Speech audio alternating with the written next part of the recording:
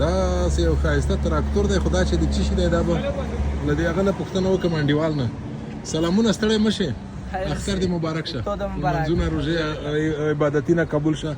ته خو درته وایې غواړم دا شی مې خوښ دی چی شي ماشین دی دا د غنم ماشین دی هو نو غنم څه رقم ده کې غنم ربای کا غنم ترشل شوی خو چې خلک ته ربلای پس نه شي ربل ولا نور اب بل څوک کنه تو سه بیا غوینه جوړوي په اصطلاح دا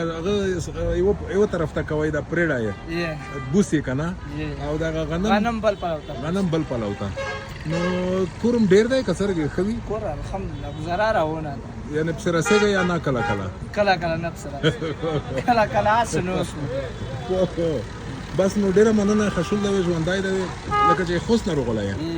زه یا خستولې ما خو زه تنه یم سپین تنه یم بس ډیره حد بس ژوندای دی